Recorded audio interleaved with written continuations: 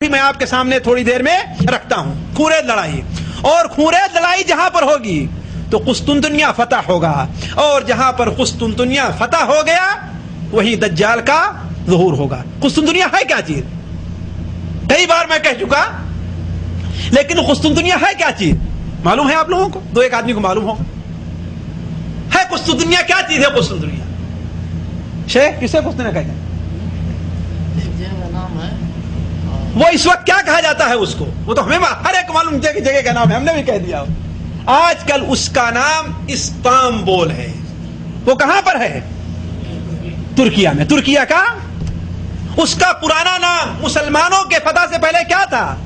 Constantin دنیا تھا، اس لیے کہ قسطنطین بادشاہ نے، ایک عیسائی بادشاہ نے اسے آباد کیا تھا.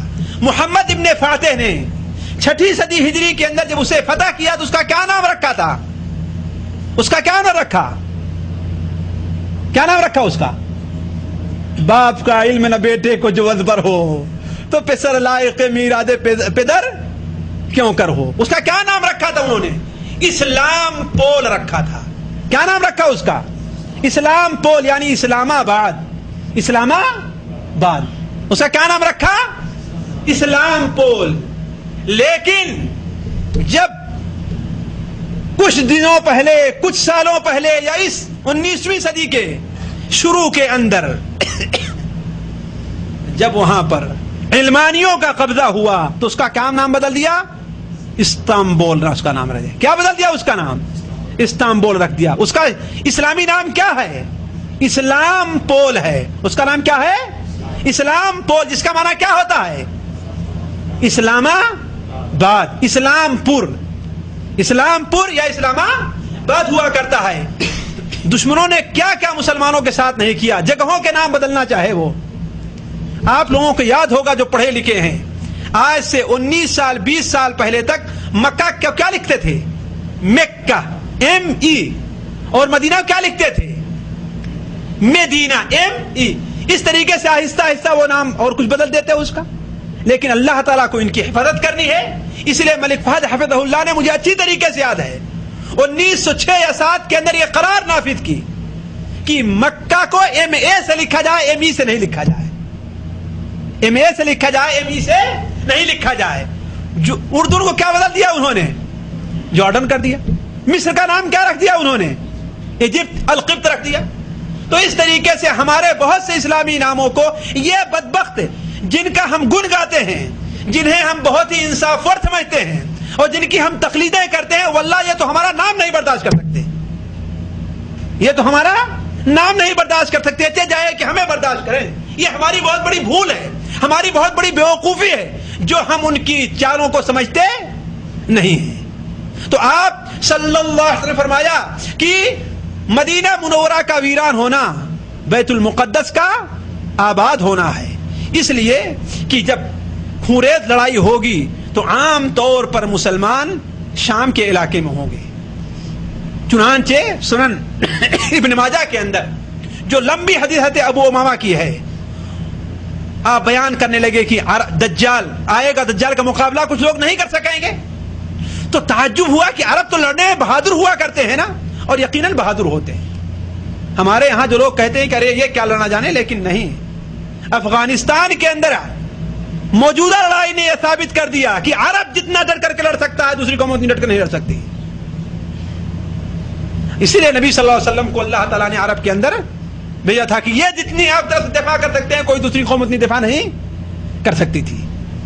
تو ام شریک ایک صحابیہ ہیں، وہ سوال کرتی ہیں کہ اللہ عرب اس وقت کہاں ہوں گے؟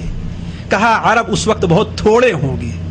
عرب اس وقت بہت تھوڑے ہوں گے، اور ان میں کا اکثر حصہ کہاں پر ہوگا؟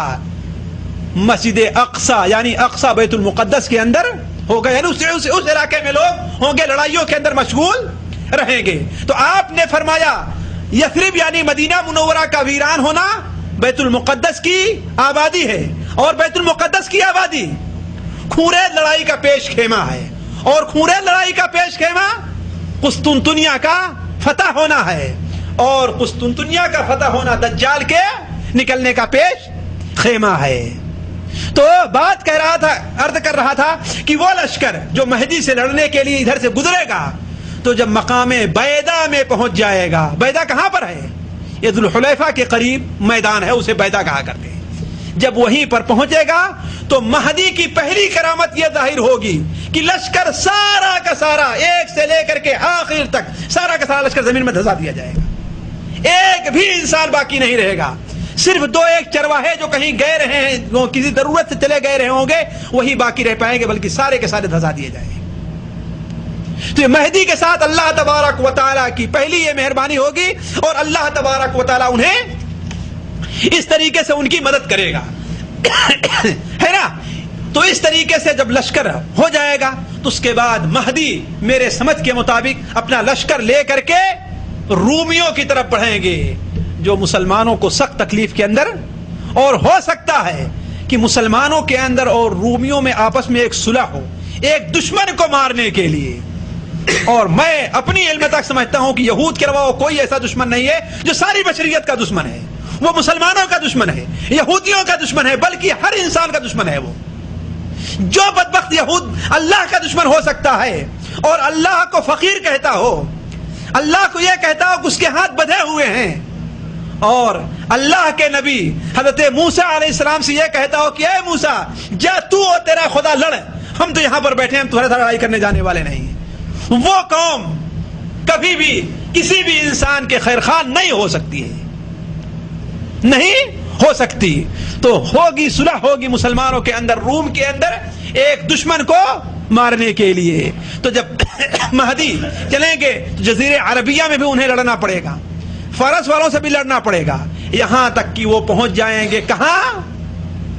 دمشق، اور وہیں پر کھولے لڑائی ہوگی۔ مسلم شریف میں ہے کہ تغزون جزیرۃ العرب، جزیرے عرب کے اندر تم لوگ لڑائی کرو گے، تم کامیاب ہو جاؤ گے۔ فارس سے لڑو گے تم کامیاب ہو جاؤ گے، روم سے لڑو گے اللہ تمہیں فتح دے گا، اور دجال سے بھی لڑو گے اللہ تعالیٰ تمہیں فتح دے گا۔ امام نووی رحمہ اللہ اس حدیث کو بیان کرنے کے لیے باب باندھتے ہیں، وہ فتوحات جو مسلمانوں کو دجال سے پہلے حاصل ہوں گی۔ ہو سکتا ہے یہ فتوحات مسلمانوں کو پیچھے حاصل ہوئی ہیں صحابہ کرام ان کے بعد کے زمانے میں، اور مہدی کے زمانے میں بھی یہ فتوحات مسلمانوں کو حاضر ہوں۔ یہ صورتحال جب ہوگی تو مہدی کہاں تک پہنچیں گے؟ دمشق تک پہنچیں گے۔ دمشق میں جب پہنچیں گے تو انہیں ایک خونریز لڑائی کا سامنا کرنا پڑے گا۔ ان خونریز لڑائی کا ذکر مسلم شریف کی ایک حدیث میں ہے، وہ حدیث میں مختصر طور پر آپ کے سامنے رکھتا ہوں، وہ دو حدیثیں ہیں، لمبی ہیں، اس لیے اسے میں پڑھ کر کے آپ کو سناتا ہوں۔ دیکھیے مسلم شریف میں حضرت یسیر ابن جابر ایک صحابی ہیں، ان سے مروی ہے کہ ہم لوگ حضرت عبداللہ بن مسعود رضی اللہ عنہ کے پاس کوفہ میں بیٹھے ہوئے تھے۔ عبداللہ بن مسعود کو جانتے ہیں نا، بہت مشہور صحابی ہیں، کوفہ میں بیٹھے ہوئے تھے، تو زور کی آندھی اور زور کا طوفان آیا، اور ایک شخص بھاگتا ہوا آتا ہے، اس کی صرف ایک آواز ہے، اے ابن مسعود، اے ابو عبد الرحمن، قیامت قائم ہو گئی، قیامت قائم ہو گئی، قیامت قائم ہو گئی۔ انہوں نے کہا خاموش ہو جا، خاموش ہو جا، قیامت اس وقت تک قائم نہیں ہوگی جب تک کہ میراث تقسیم نہ کی جائے اور مال غنیمت سے خوش نہ ہوا جائے۔ جب کہ میراث تقسیم نہ کی جائے اور مال غنیمت سے خوش نہ ہوا جائے۔ کہا وہ کب ہوگا؟ کہا وہ اس وقت ہوگا کہ مسلمان روم کے ساتھ لڑائی کے لیے مقام دابق یا اعماق میں اکٹھا ہوں گے۔ یہ شام، سوریہ اور ترکیہ کے بیچ میں ایک مقام ہے، شام اور ترکیہ کے بیچ میں ایک مقام ہے، اسی جگہ پر اکٹھا ہوں گے، وہاں پر اکٹھا ہوں گے۔ اس وقت مسلمان ایک جماعت کو بھیجیں گے، کس سے؟ کافروں سے لڑائی کرنے کے لیے۔ اور یہ لڑائی ہوگی کب؟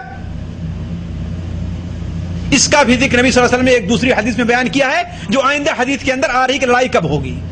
پہلے شرط لگائیں گے یا تو فتح ہوگی یا تو پھر ہم لوگ مارے جائیں گے۔ شام تک لڑتے رہیں گے،